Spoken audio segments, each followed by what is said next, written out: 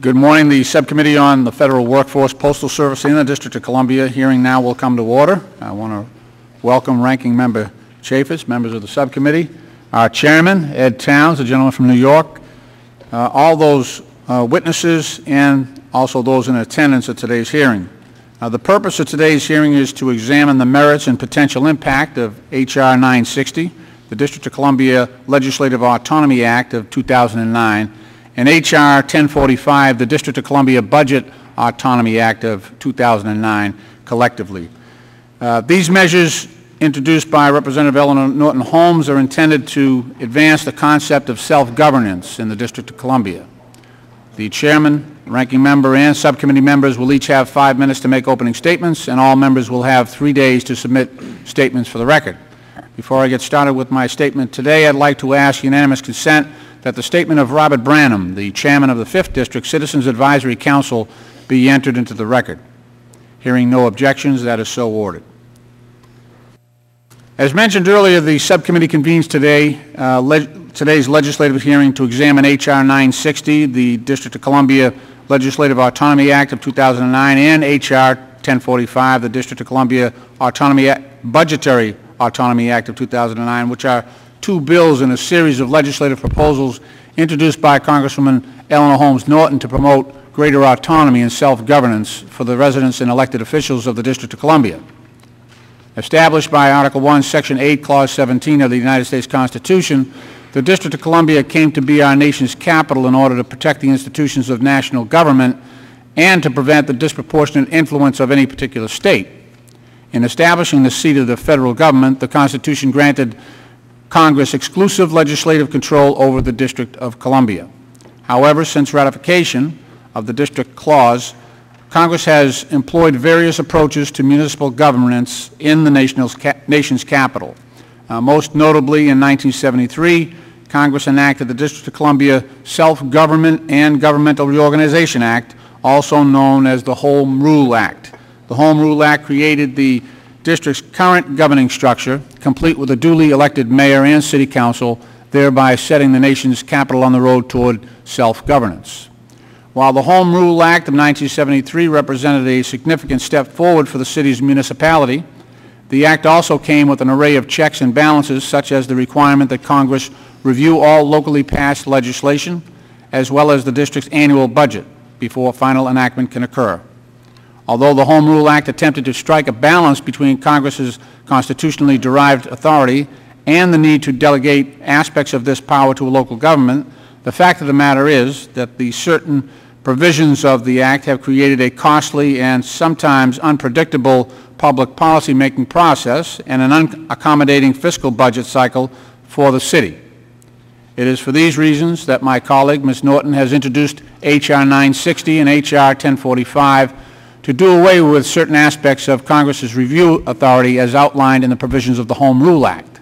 Specifically, H.R. 960, the District of Columbia Legislative Autonomy Act of 2009, would eliminate the 30- and 60-day congressional review periods for criminal and civil laws passed by the district government.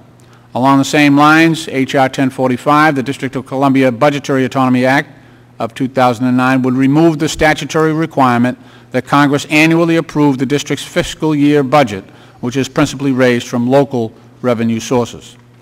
While collectively H.R. 960 and H.R. 1045 will fundamentally reshape the way Congress is involved in the local legislative and budgetary matters of the nation's capital, nothing in either of the measures being discussed today can or will eliminate Congress's exclusive constitutional authority over the District of Columbia.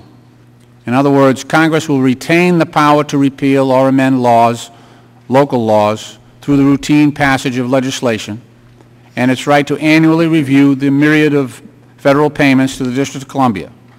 That said, the subcommittee is interested in exploring the pros and cons of these 2 proposals and pro-home rule measures, which is the main purpose of today's hearing. The District is home to nearly 575,000 tax-paying American citizens, many of whom have served in our nation's armed forces and have gone to polls to elect their own city officials to carry out the business of local governments. Even in light of some of the city's ongoing policy challenges and its long-standing structural budget imbalance, the District of Columbia has made great strides over the past decade in its capacity to govern, which is why I believe today's discussion on revisiting Congress's approach to overseeing the legislative and budgetary matters of the nation's capital is certainly warranted. Again, I'd like to thank my colleagues, especially Eleanor Holmes Norton, for her tireless work in this policy area and for bringing the concerns of her district to the forefront of this committee and this Congress's business. I welcome all those in attendance this afternoon. I look forward to hearing your testimony on these important legislative matters. And I welcome my colleague, the ranking member, gentleman from Utah, Mr. Chaffetz, to offer 5 minutes for opening statement. Thank you, Mr. Chairman. Thank you all for being here. Our United States Constitution says Congress is, quote, to exercise exclusive legislation in all cases whatsoever over such district. I yield back the balance of our time.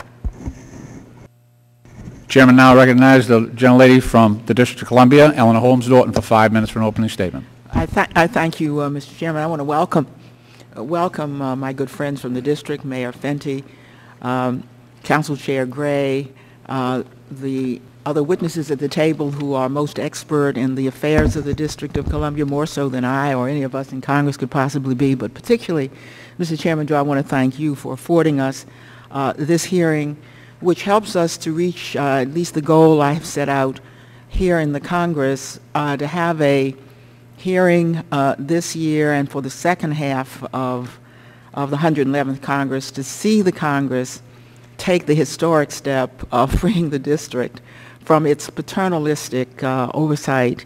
And that is a very kind way, Mr. Chairman, to put it, if I may say so. This is an anachronism, but I don't think any American would be proud of the fact that a jurisdiction that raises $6 billion on its own can't spend a dime until the Congress says, yes, you may go, or would be proud of what we put our counsel through in order for laws to become final in the District of Columbia. If you lived in the Virgin Islands or Puerto Rico or Guam, I have good friends who are delegates from those territories.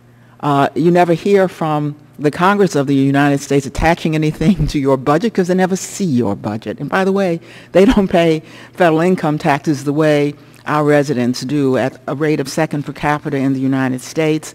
Mr. Chairman, Senator Tom Eagleton, so that you'll understand this is not so radical a proposal. In the original Home Rule Act, the Senate would indeed have given the district budget autonomy. In the compromises that always go on in this place, that was removed so that the district has to come back. It has created huge operational problems and delays for the District of Columbia. And the notion that we would do it when we, the Congress of the United States, have the power to wipe out every law that the district passes anyway, because we retain, the Home Rule Act is a delegated authority. So we retain the authority to do whatever we want to the district, really emphasizes why it is time for the Congress to help the district come into the 21st century. Mr. Chairman, I do want to give recognition to the minority, my friends in the minority, because during the 12 years when I was in the minority, I was able to negotiate 2 steps that make this the logical step.